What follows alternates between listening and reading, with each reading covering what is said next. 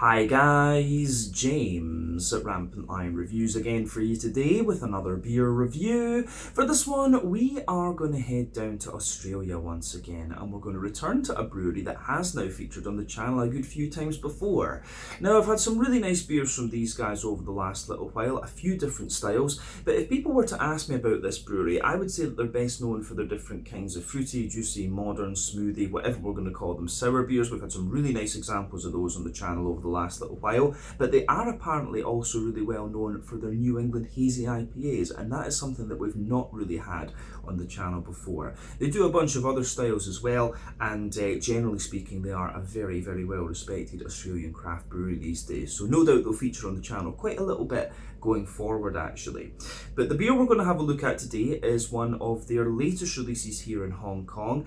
It's a style that I haven't actually tried from this brewery before, but it's a sub-style that I very much like and one that I've been getting really into again in recent times, and this one is supposed to be a very nice example of that sub-style. So needless to say, I'm very curious to see what this beer is going to have in store for us. Hopefully it's another good beer, hopefully it makes for an interesting review, and as always I hope that you guys watching enjoy my take on this one as well.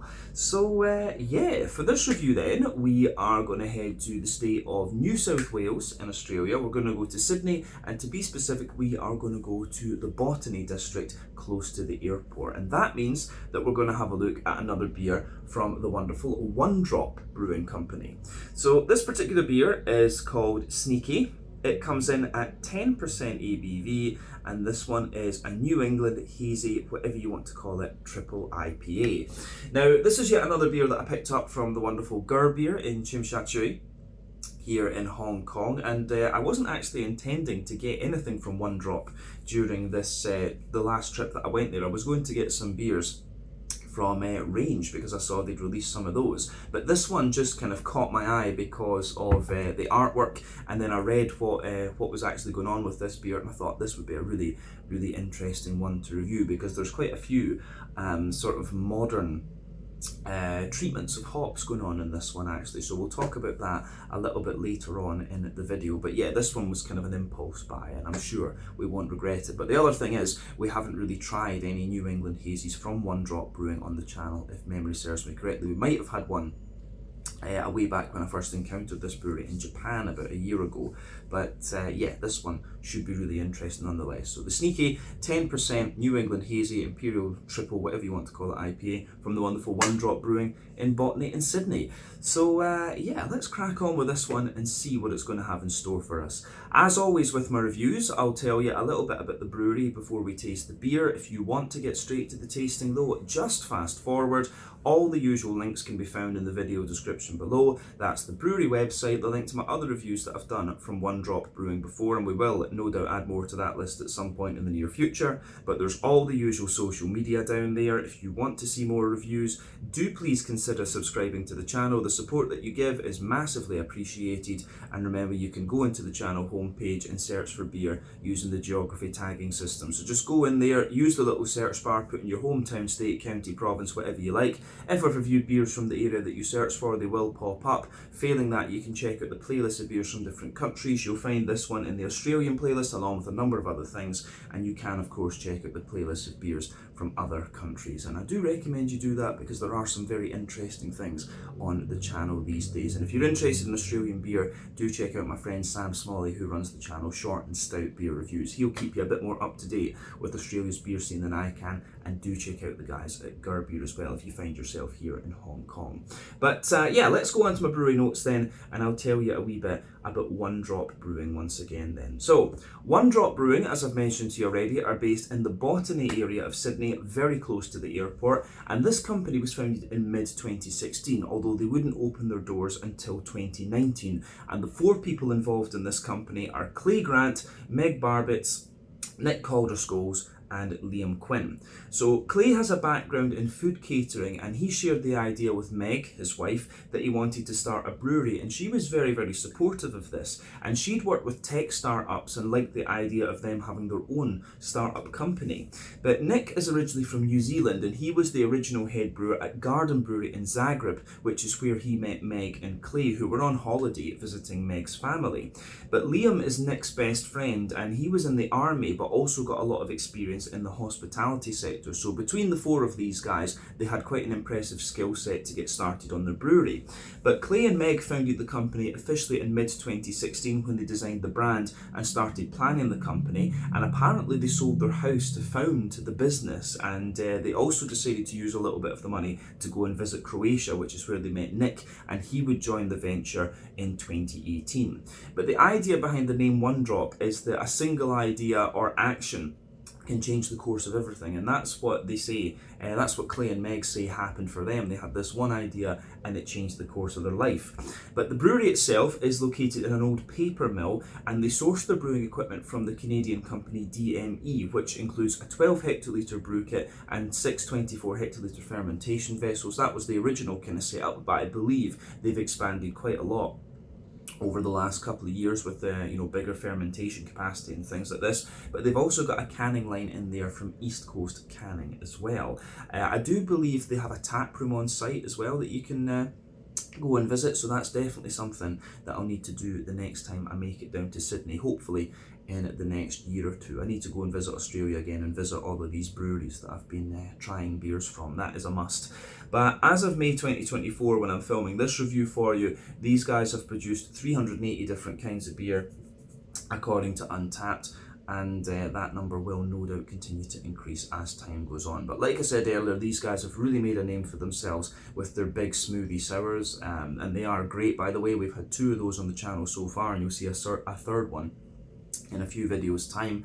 Yeah, they're also supposed to be very good at the New England hazies as well, and this is the first one I'm trying from these guys, if memory serves me correctly. Either that or we had one maybe about a year or so ago, 2 years ago nearly, I guess, when I was in Japan. So yeah, that's everything I can really tell you about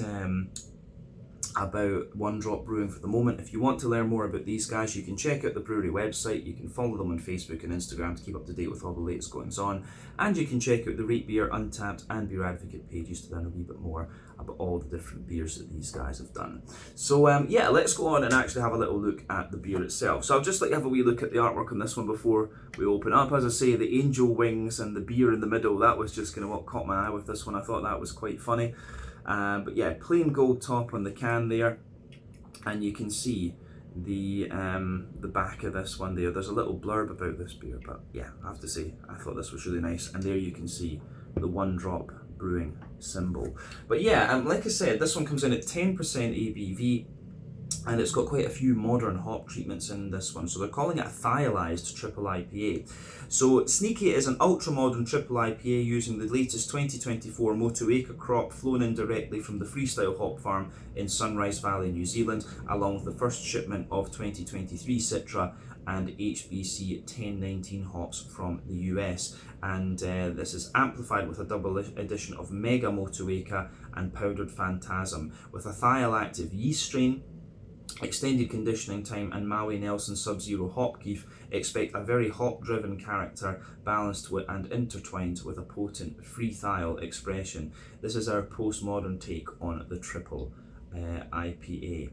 So yeah, this should be really, really interesting, this one. And it also says on the back here, I never noticed this with One Drop before, it says brewed on the land of the Kamangal people at Botany in Australia. So yeah, it's pretty cool. There's quite a few breweries doing that. They're paying respects to the Aboriginals now, which is good to see. But yeah, nicely presented beer. This one, the hops in this one, obviously we've got Motueka in there, 8% alpha acid hop from New Zealand, usually gives you this big kind of juicy limey character. Citra we know very well from America, 14% alpha acid. And it's yeah, quite a lot of mango in a New England IPA. It's also going to show you quite a little bit of its lemon limey kind of character. Nelson Sauvin is of course the classic New Zealand hop, this sort of big white green grapey gooseberry type flavour is what you're going to get from that. And as I say, 16% alpha acid. The HBC 1019 is one that I haven't come across before though. So yeah, we'll need to keep an eye for that one going forward. But yeah, let's get this guy out into the glass and see what it's all about. The can feels a little bit hard with this one, so we'll need to check with that, but I'll just let it release. There we are. So let's get this guy out into the glass and see what we have. I think this is going to be pretty damn nice. I've been wanting to try a hazy from these guys for a good little while, and this one, as I say, just caught my eye. They had a few, I'd seen a few single IPAs and pale ales from them, but with the prices you pay here in Hong Kong, it's kind of better value just to go for the doubles and triples, to be honest with you.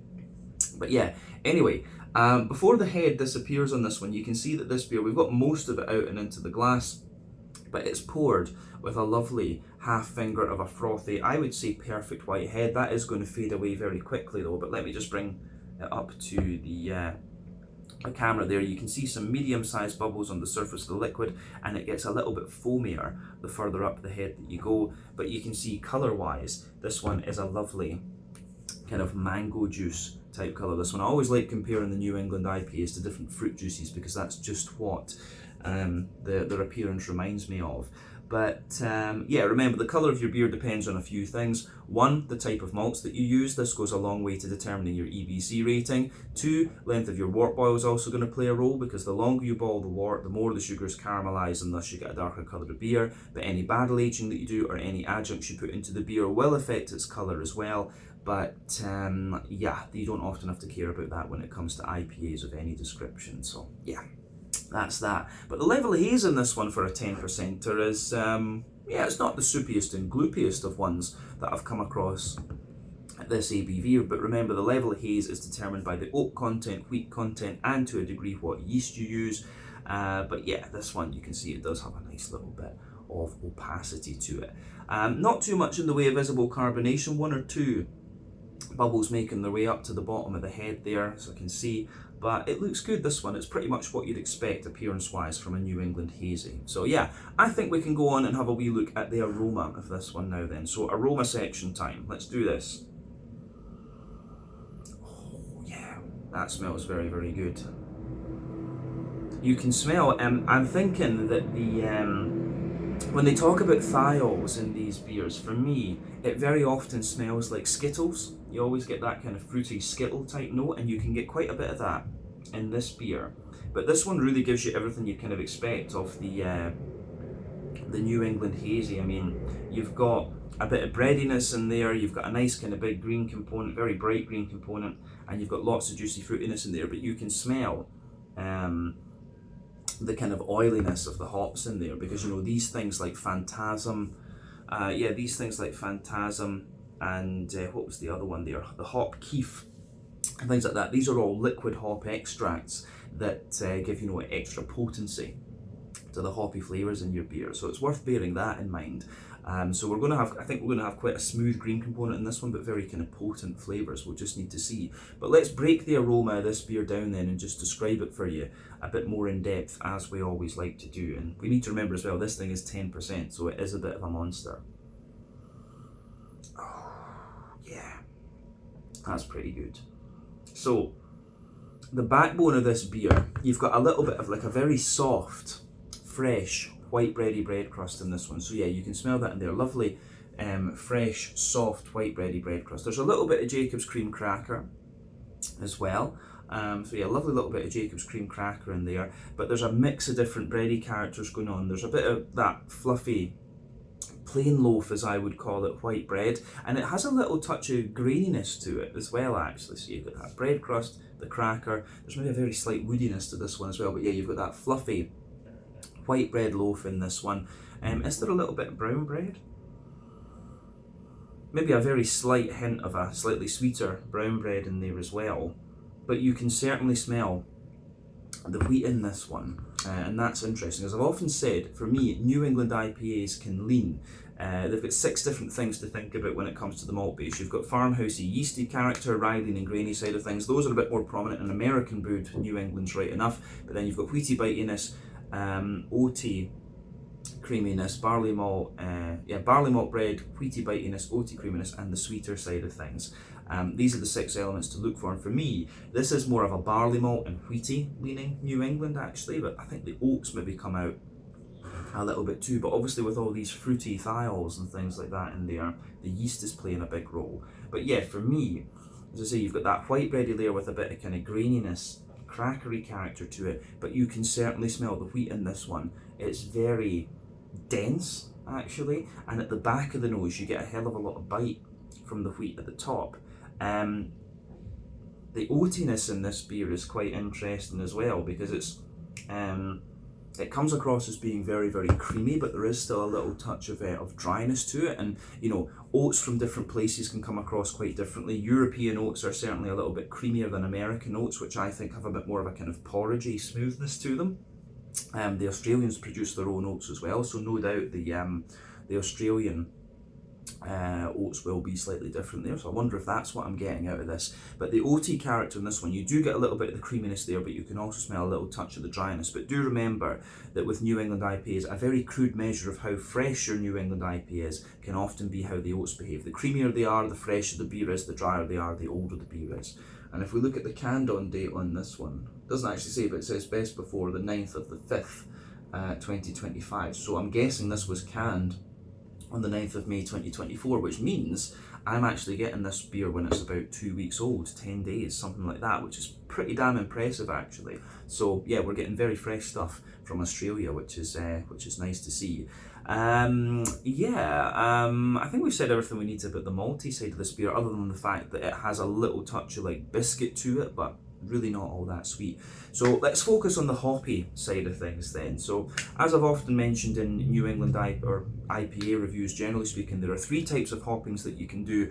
Early addition hopping, which takes place within the first hour of the wort boil, that gives you mainly bitterness and a deep dank aroma. Late addition hopping, which takes place in the latter part of the wort boil, usually the last half an hour, that gives you a little bit of bitterness but also quite a little bit of flavour and aroma, and it gives you a very bright green component. And then you also have the dry hopping, which takes place after the wort boil is complete. That's all about flavour and aroma, and again it gives you a very bright green component. West Coast IPAs tend to use all 3, which is why they're more bitter and deeper and danker in their aroma. New England IPAs tend to rely on the latter 2, which is why they are they're kind of like, brighter in terms of their green component and things. But the brightness in this one and the kind of oiliness from these kind of hop extract products that we have, the Phantasm, the Hop Keef and all of this, is quite evident here. So you've got this bright, quite very bright kind of floral grassy component coming out of this beer, and you can smell that, but at the same time it smells very smooth and very oily, and you've also got that kind of Skittles type note coming out of the yeast. That's your thiol. So yeah, there is a teeny little bit of earthiness in there, a teeny little bit of herbal character, but your green component is overwhelmingly like very bright and very floral, and you've also got that zesty kind of grassy character coming out of it as well. So yeah, aroma wise this beer is really interesting, and if you sugar it up a little bit, you really smell this very, very rich, oily, hoppy character coming out of it. This is a very, very interesting beer from that perspective. I don't think I've had an aroma quite like this one from a New England IPA before. So yeah, that's that. Fruity wise, it's kind of what you'd expect. For me, I'm getting quite a lot of peach out of this one. So yeah, quite a little bit of a kind of peachy character for sure. That's going to be the Citra or maybe the experimental hop that's in here, but quite a lot of peach. Big, juicy, quite ripe mangoes. I wouldn't go as far as calling it guava because it doesn't smell quite green enough, but yeah, peaches for sure. Big, ripe, juicy mangoes. I think there's a bit of passion fruit in there as well. You know, there's some apricot and pineapple, but yeah, you can certainly get the big oily white, green, grapey character, the almost gooseberry type notes from the Nelson Sauvin, and the Motueka, the kind of juicy lime, is very evident in this one as well, especially when you sugar the beer up that little bit more. The lime kind of sits at the very front of the nose at the top. So yeah, all in all, the aroma of this beer is very, very rich, very, very inviting, and yeah, you should definitely take a little bit of time to ponder that over before you taste the beer.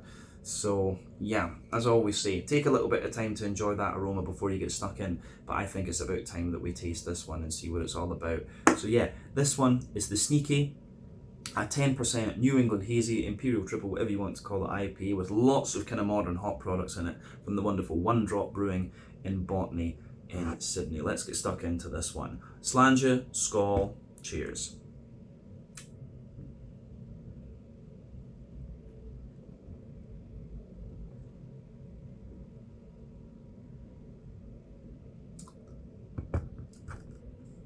Ooh. That is pretty damn good. That's a very, very good New England triple. First impression of this one is it finds this really nice balance between being really thick and creamy and just having this really oily, rich, juicy character. That's pretty damn special, actually. If you know, obviously I'm going for one of the kind of higher end one drop IPAs here, but it kind of shows you at the same time, it shows you what they are capable of when they do something that's meant to be a little bit, you know, striking. And it's the same with the sour beers, you know. One drop are very, very good, obviously, when it comes to the New England hazies and also the fruity, juicy sours, which are very popular styles just now. But yeah, I'm sure if we tried some imperial stouts or some other stuff from them, it would probably also be very, very good quality. But yeah, I have to say I am very, very impressed with this New England hazy, and it's interesting for me as well because I was in Australia back in about 2015, and a lot of the breweries that I've been reviewing for you recently didn't exist then. But there are some very, very good producers down there now. You know, you've got Mountain Culture, you've got Range, One Drop, Slow Lane, Banks. You know, there's a whole host of breweries down there now that didn't exist a little while ago, and they're doing great stuff. So I need to go down to Australia and do some more out and about videos. That's definitely a must. But yeah, this is awesome. This is definitely worth trying. But let's break this beer down then and just describe it for you a bit more in depth, as we always do.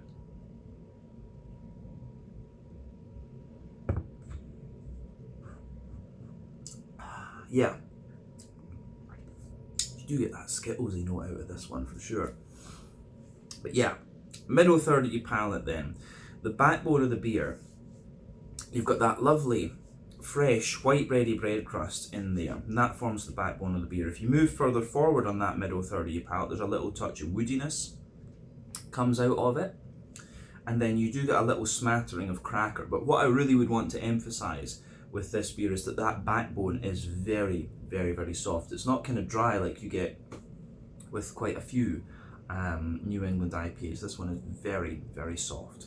Now, above that crackery layer, there maybe is a kind of small layer, a kind of thinner layer of like a slightly sweet brown bready character in there.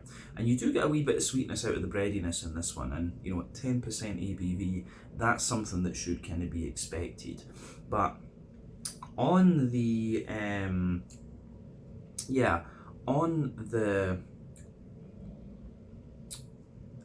above that, on the bready side of things, you can feel there's another layer of quite a sweet but quite dense white bready character as well. So yeah, the way that that goes together is really nice. You can feel that dense white bready barley malt character in there, but above that you start to get the wheat, and the wheat you can really feel has a big high density to it. So you can feel the wheat at the front of that middle third of your palate. It's kind of smoothing the beer out, but if you go further back on the middle third of your palate, you really start to get the kind of bitiness out of the beer. So yeah.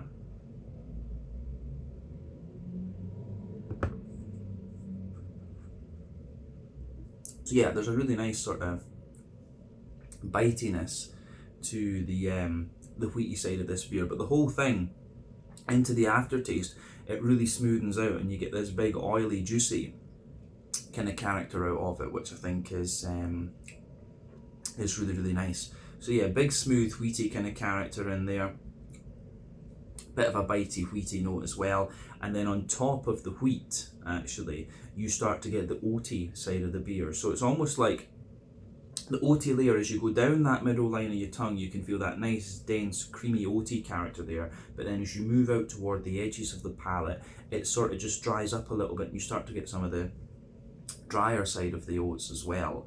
But yeah, the way that that goes together, I think, is really, really nice in this one. Just on top of that oaty layer, you get a little bit of that kind of Skittles flavour, which is the thiol. So that's quite apparent. That is definitely quite apparent in this beer. You've got that kind of Skittlesy layer coming out of it, which I think is very, very nice. But then I will say, in the dead centre of your palate, you can feel that little circle there, and that's where you get a wee bit of the kind of Werther's Original butter candy, butterscotchy type note out of this beer, which would be expected at this level of ABV. That's the alcohol coming out of the beer, of course. So you've got that butterscotchy, butter candy sweetness in there, and maybe as you spread out from that a little bit, you start to get a wee bit of the kind of biscuity, grainy side of things. So yeah, the way that everything just pieces together in this one, I think, is really, really nice.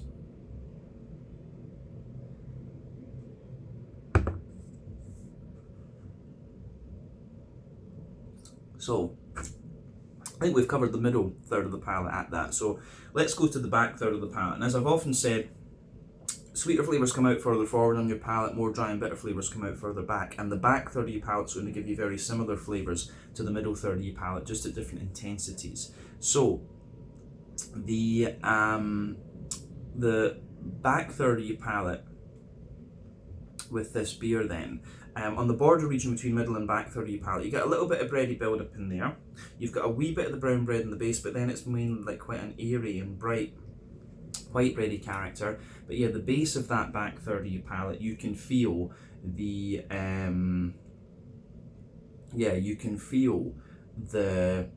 the bread crusty character is just that little bit drier. You can feel the cracker is just a little bit drier. The brown bready layer is there, but it's a little bit drier, and you can feel it's a little bit taller and more airy. Then you've got the white bready layer above that, which feels a little bit lighter and more airy as well, and still a little bit drier as well, but you still get a bit of sweetness out of these bready layers. But then above all of that, you can feel the kind of drier, bitey side of the wheat that comes out of this one.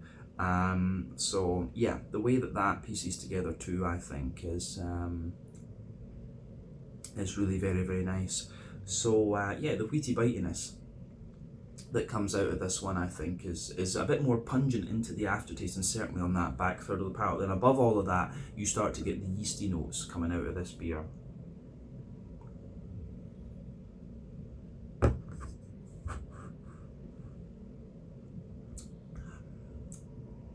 So yeah, on the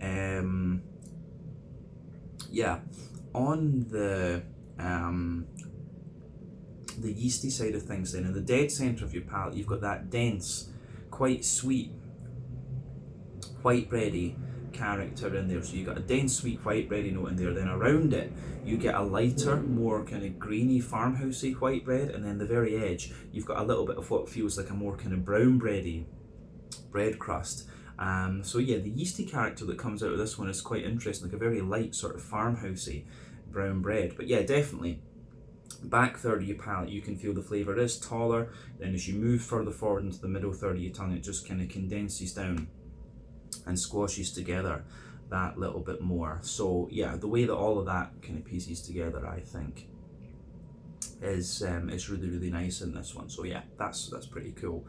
But on the pardon me, I think we've covered everything but the malty and yeasty side of this beer. Now getting a bit of gas out of this, but yeah, I think we can go on to the hoppy side of things. So back corners of the palate, you do get a little bit of earthiness out of this one. That is there.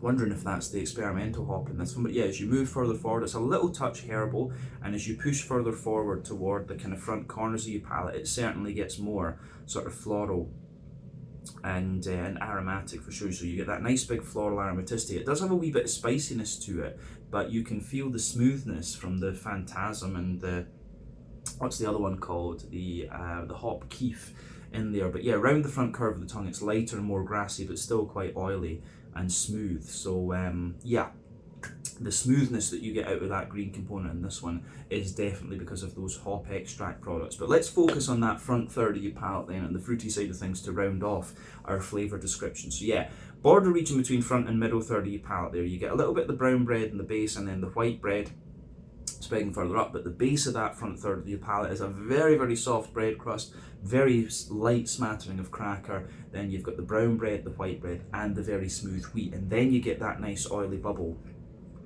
where the juicy fruity esters just roll their way out of the beer. So yeah, the way that that goes together, I think, is really, really nice.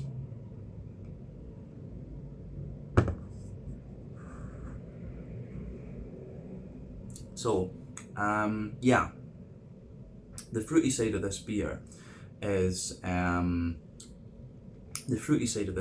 really, really nice too. And it's, if you know these hops, it's kind of what you'd expect. Like I say, the 1019, the HBC 1019 is one that I don't think I've really come across before, but still, you can kind of pick out what's going on with it if you know the other hops.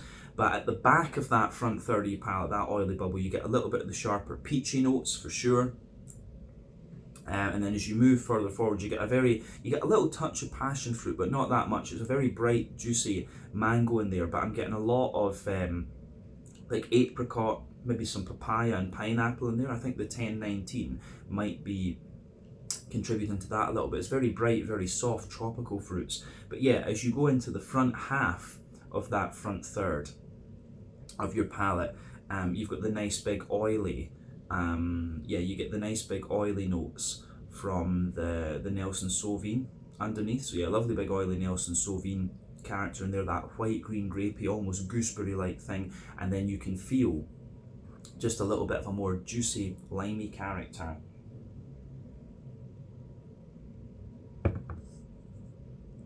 Yeah, there's that very juicy, limey character coming out of this one, and behind the front cover of the tongue too. I want to say there's maybe a little bit of an orangey note to this one, so I'm wondering if HBC 1019 is given some sort of orange in this beer as well, because yeah, there's a bit of lime, a bit of juicy orange, and a wee bit of as I say, the kind of Nelson Sauvin gooseberry type thing underneath. But all in all, the fruity character in this beer is absolutely lovely, and this is just such a good beer. It really, really is. This is a very, very well done New England triple. So if you come across this one, it is absolutely worth trying. So yeah, keep that in mind. Do keep that in mind.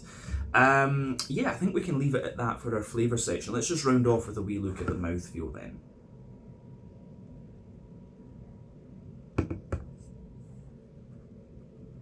So yeah, mouthfeel wise, for me, this beer is pushing top end of mid-body, bottom end of full body. The carbonation is very, very smooth. The beer still feels quite clean, although it does have this mix of like creaminess and oily slickness to it, which is quite interesting. But yeah, the base of the malt base, as we said, has a bit of dryness to it. You've got a bit of smoothness there in the middle and a wee bit of creaminess and things on top. But then, yeah, you have, you've got a bunch of other stuff going on. In terms of IBU count with this beer, I think this is a kind of I think this is maybe about 40-ish IBU, something like that. You do get a little bit of bitterness out of this one into the aftertaste, but of course the hop extract products make it feel very, very smooth. So you've got the bready smoothness underneath,